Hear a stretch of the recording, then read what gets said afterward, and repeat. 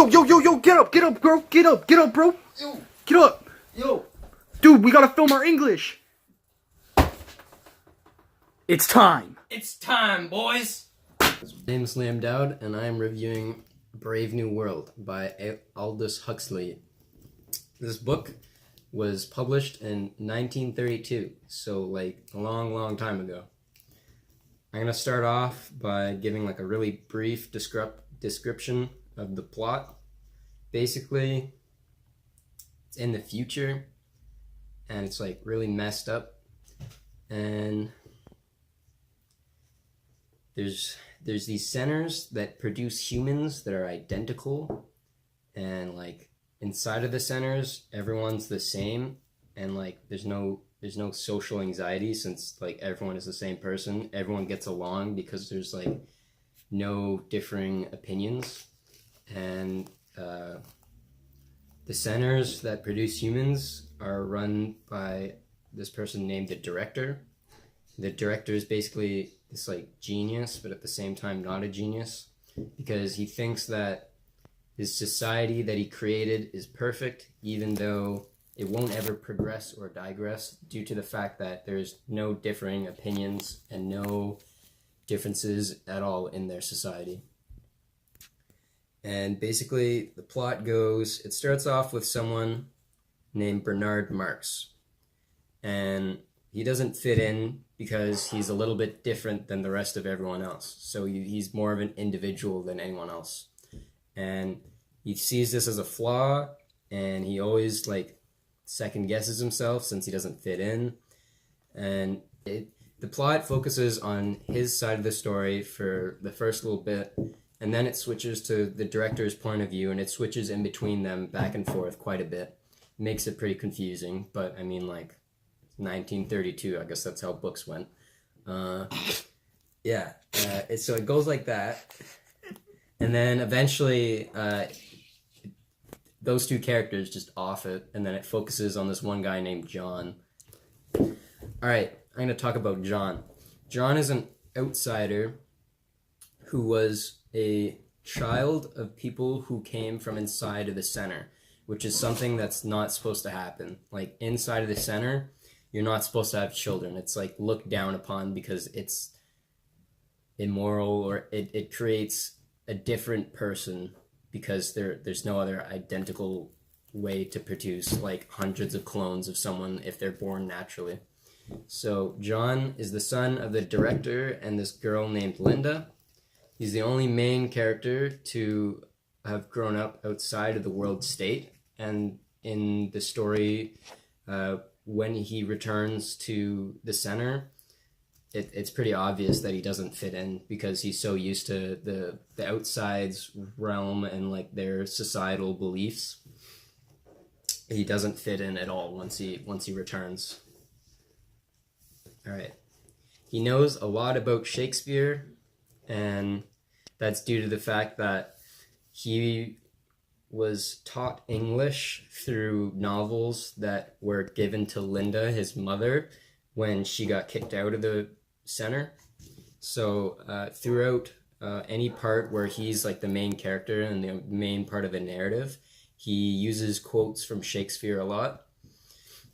Right.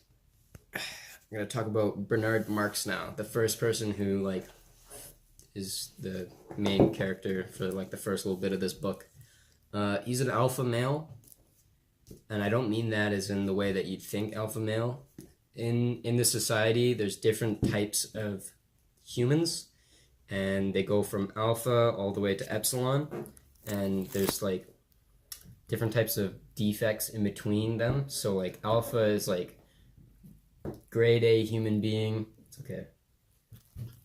Right, so there's the alphas, the grade A humans. They're destined to lead, destined to be the most important to society. And then there's the betas, which are like somewhat less intelligent and somewhat less like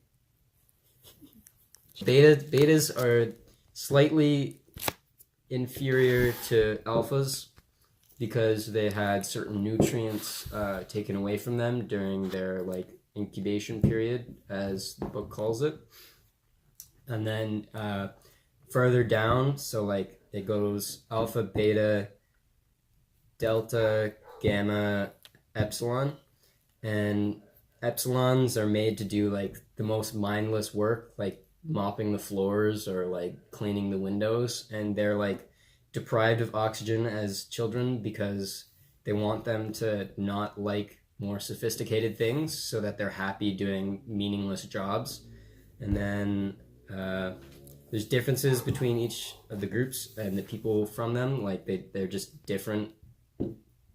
But if you came, say like two alphas would be almost the exact same, and two betas would be the exact same, but if you were to compare an alpha to like an epsilon, they would be totally different. And back to talking about Bernard Marx. All right, so he's an alpha male, but he's inferior physically due to it's in the book, it's theorized that he's inferior because there was a lack of oxygen during his incubation period. So like he's a little bit smaller. They say he's 8 centimeters smaller than the average alpha, and he's also like a lot skinnier and lanky, which makes him like pretty self-conscious because he's not the same as anyone else. All right, outside the director's world, everything is real like it is in the life that we live, and they're not used to that since like they were born and raised in a sterile facility that has no way for you to get sick because you have like these super prevention drugs, or like I don't know what they're called, antidotes or stuff. And yeah, so they get there, they're looking around, they're seeing these people who look old, and they're like, dude, why are you old? Why are you old? Dude, like, are you new here? Why are you old? And then they see two people who are like slightly less aged because they were from the center, but they didn't know that yet. But they ended up putting together the puzzle pieces because of what the director told them before they went, and they're like, oh, well, you know what, like, you have to be them. It makes sense. So on their way back, in order to embarrass the director, they bring back both of the two people that they found. And I totally forgot about the fact that... Okay, so I'm gonna edit this in before the other stuff. Okay, so Bernard basically knew too much about what was going on, and he went out on an adventure to New Mexico, but the director was planning on sending him to like some other faraway place so that he couldn't tell anyone else about like all the information he knew. And basically, in order to prevent him from being kicked out, he brought back Linda and John in order to make the director look bad, because then the director would be like, oh, listen to me, I'm the epitome of this society. I am perfect. I've never broken any rules or anything. I swear to God.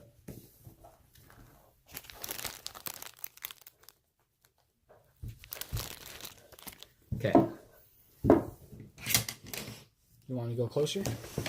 I'm gonna pull this like this. Yeah. One. Oh, it turned off? Yeah. Okay. Okay.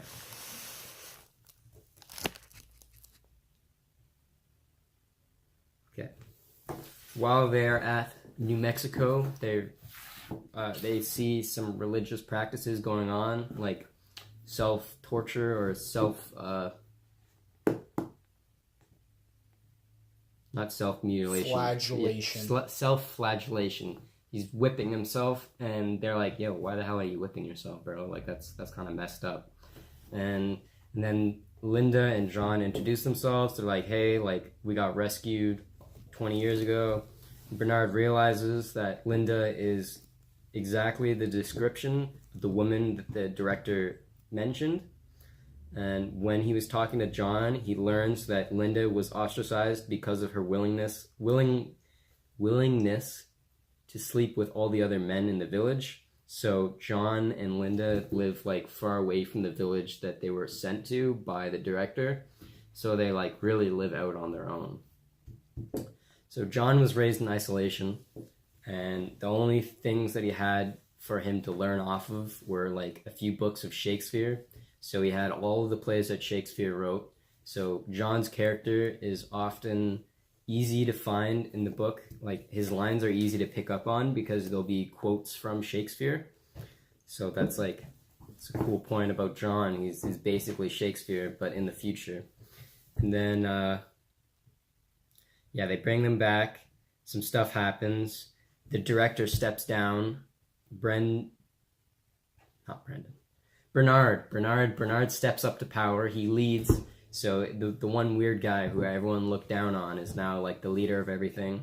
They host cool parties, but no one really likes Bernard still. So like the only reason why people want to listen to Bernard and like be close with him is so that they can learn about Linda and John, because they're different. They're people who were sent outside and lived outside of the zone.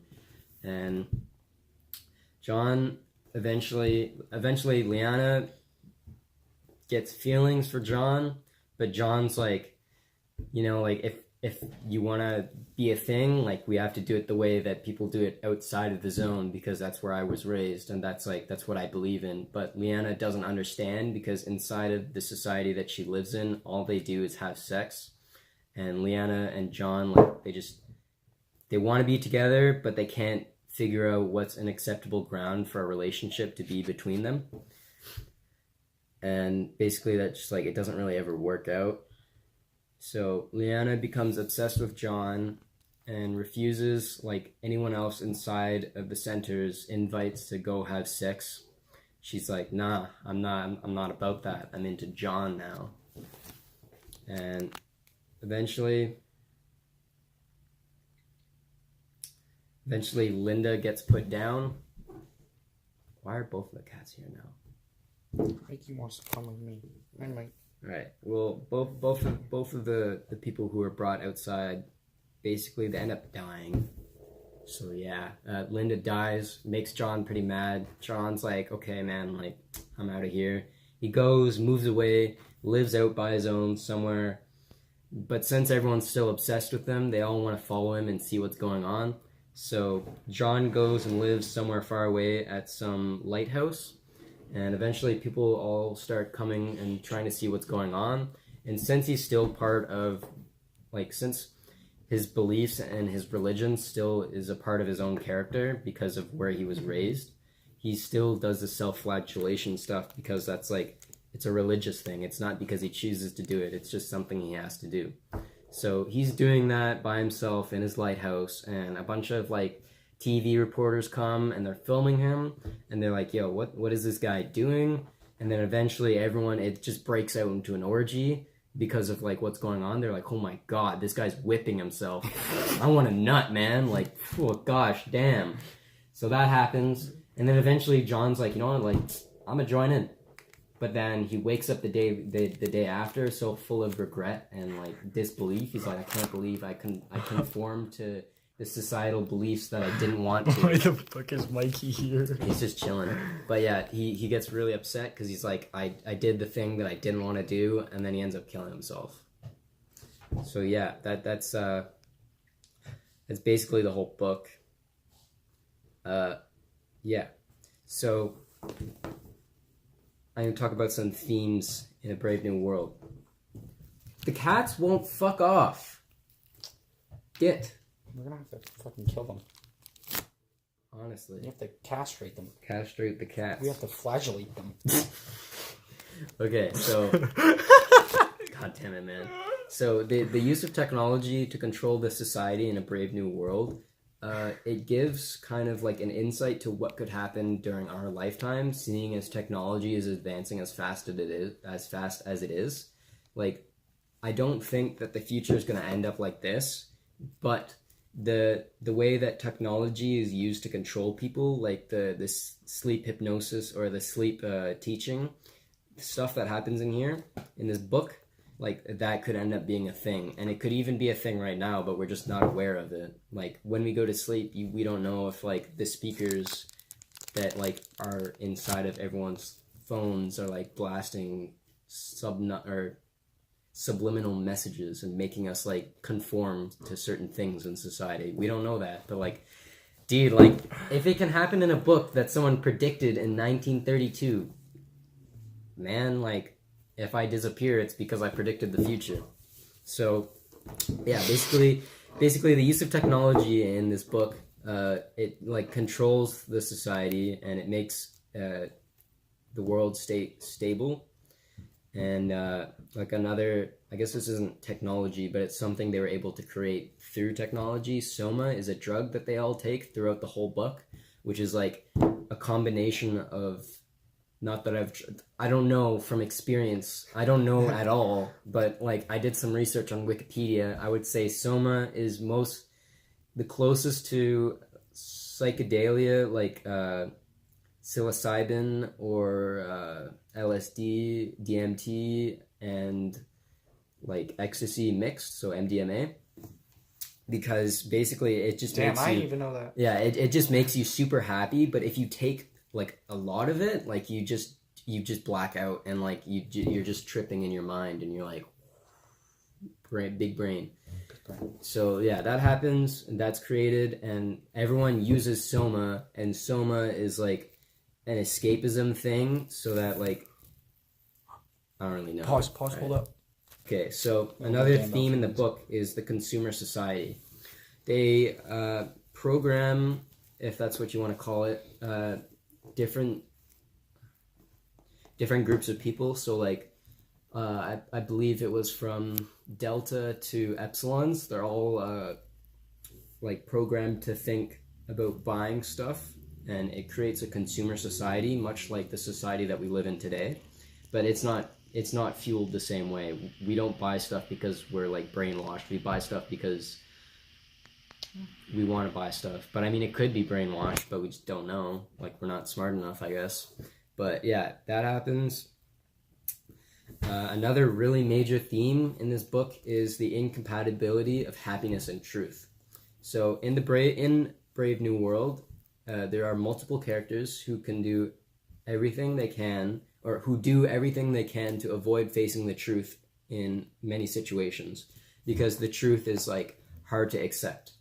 And the incompatibility of the truth and happiness, the world state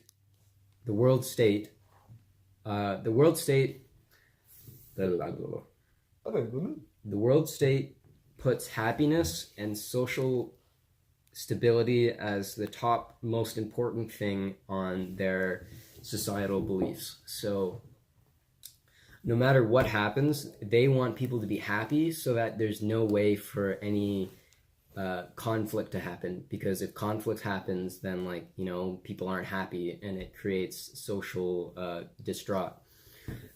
So that happens a lot in the book. John demonstrates the fact that he can't handle the truth, because he goes from living in outside of the centers and being told about all the wonderful things that his mom experienced. He's like, yeah, the center's great, John, you're gonna love it. One day maybe you'll end up back there. And then when he gets there, it's not what he wants it to be. It's like some crazy drug sterile white room, like giant building with tons of people who all look the same. No one's truly happy. It's a drug that's controlling them. And he thinks that's like really whack, and he can't handle the truth. So he goes and moves away, and then he kills himself. So that happens. And like, yeah.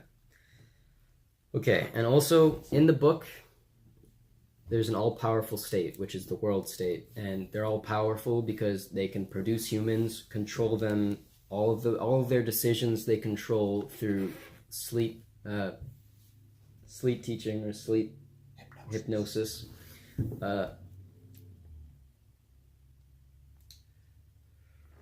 Yeah, the all-powerful state is like really bad, and we've witnessed not in my lifetime, but in the world's history, anytime there was an all-powerful state, usually it didn't end up very well. Say, if you were to take Nazi Germany, they were all-powerful, they controlled all the media, they controlled what people could believe and think, they didn't allow multiple things, you had to have a copy of,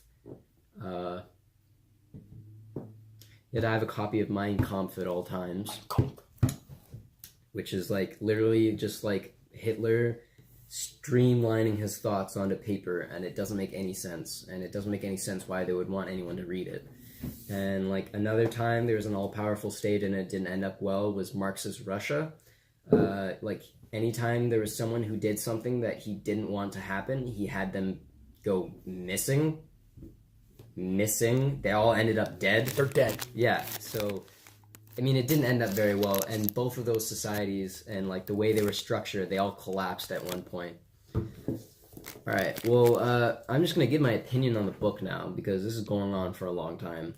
In my opinion, this book is trash. It is so bad. It is so terribly paced and so like, okay, it's not a big book, but this story could be told in like 10 minutes. And it takes, what, 280 something pages to get the whole story through, and it's like, it just seems really repetitive and dumb. And in my opinion,